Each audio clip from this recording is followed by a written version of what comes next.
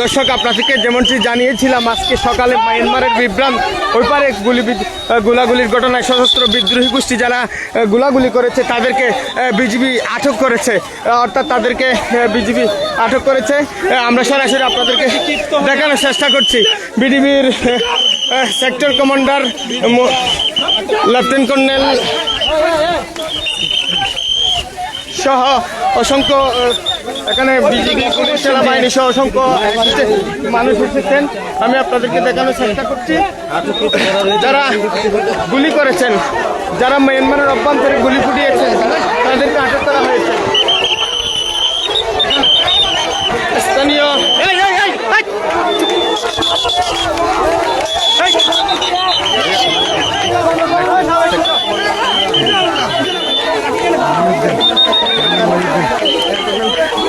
এখানে আমরা Ramu sector commander colonel Mohiuddin আহমেদকে দেখতে পাচ্ছি। ওনার নেতৃত্বে কিন্তু আটক করেছেন যারা মায়ানমারের বিদ্রোহী গোষ্ঠীরা গুলি করে এদেশে মানুষকে আহত করেছেন। তো আমরা আপনাদেরকে সরাসরি দেখানোর জন্য চেষ্টা করছি। প্রায় আটক করেছেন।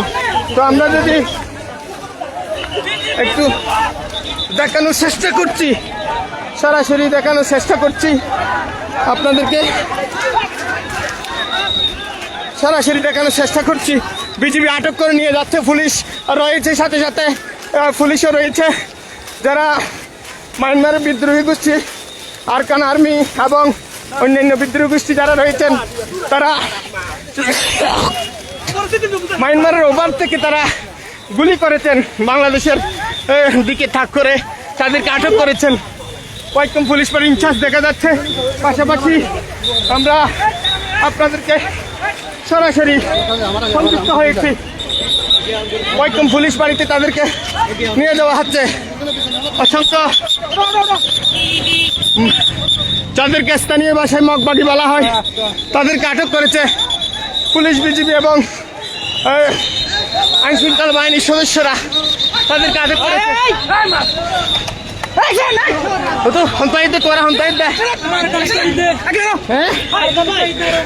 আরকান কি আর গুলাগুলি কেন মগবাগি হজম মজ্জা মগবাগি মেরে মারামারি মগবাগি হজম মজ্জা মজ্জা তারা 20-15 জনের মধ্যে মারা গিয়ে কোন কি নাম নাম হইলো শহীদুল আমিন সংকম্বা তো আজ বালাহালি ক্যান্ট্রে এই তোরা খেলা এখানে মগবাগি হজম মজ্জা 17 ওরে গুলাগুলি তাদেরকে বলা হয়েছে।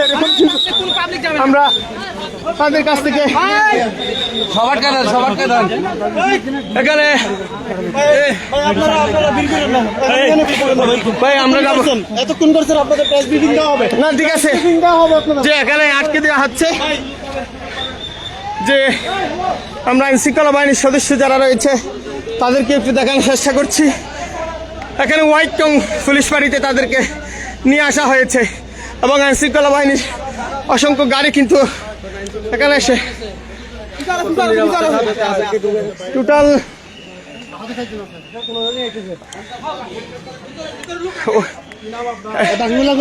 কমান্ডার, একজন কমান্ডার আমরা দেখতে পাচ্ছি।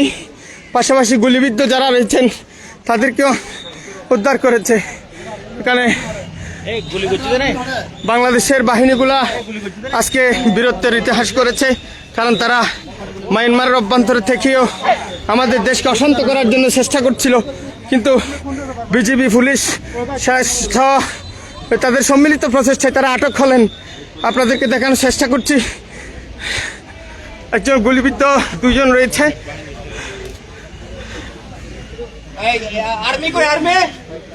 সামনে তো ক্লিয়ার করো, সামনে পুরো লোক ক্লিয়ার করো। আসলে কয়জনকে আটক করা হয়েছে, কয়জন আহত হয়েছেন এবং গুলিবিদ্ধ কয়জন হয়েছেন, কয়জন নিহত হয়েছেন সেগুলো তারা আমাদেরকে সংবাদ সম্মেলনের মাধ্যমে জানাবে বলেছেন। তো আমরা আপনাদেরকে দেখাবো এবং জানাবো।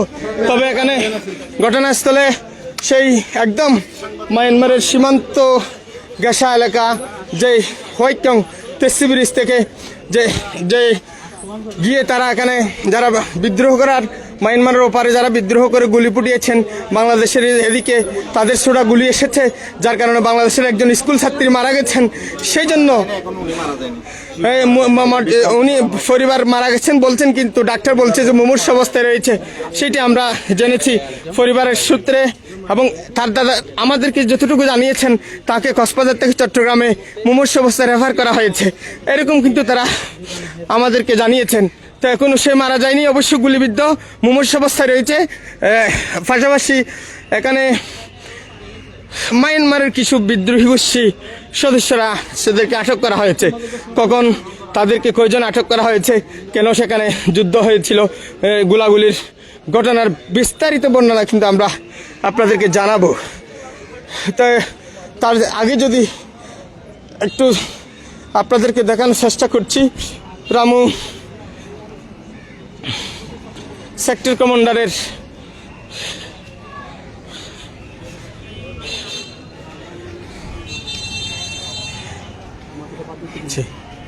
দেখছেন আপনারা ইতিমধ্যে লেফটেন্যান্ট কর্নেল মহিউদ্দিন খান আহমদের নেতৃত্বে কিন্তু তাদেরকে আটক করা হয়েছে, যারা সীমান্তের মধ্যে থেকে বাংলাদেশের অস্থিতিশীলতা করার জন্য চেষ্টা করেছিলেন।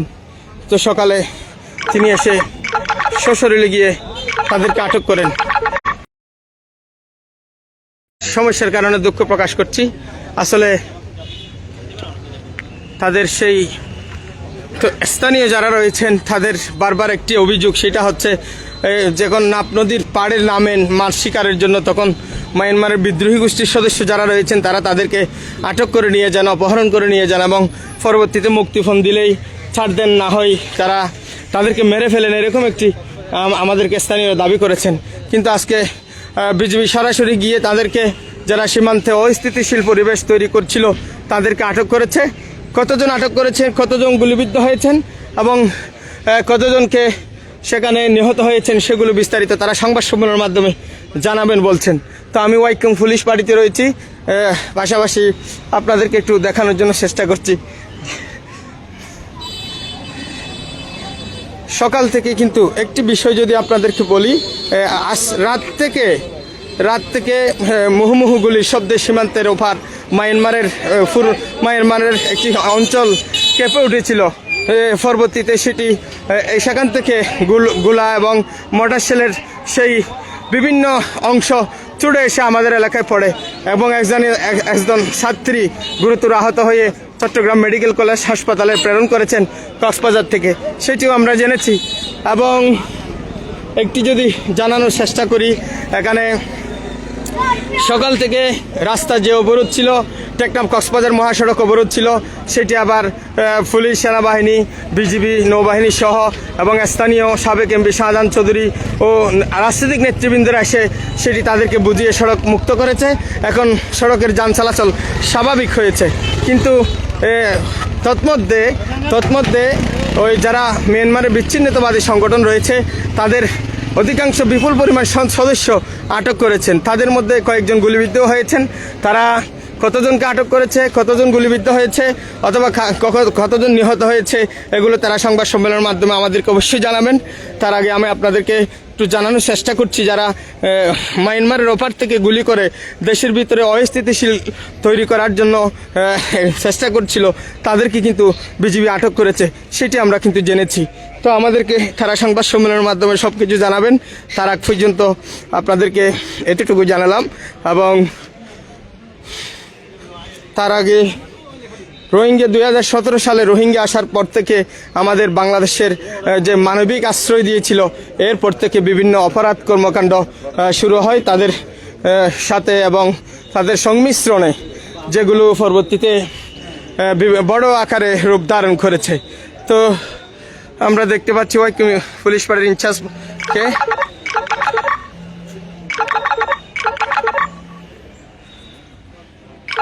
যে ছিল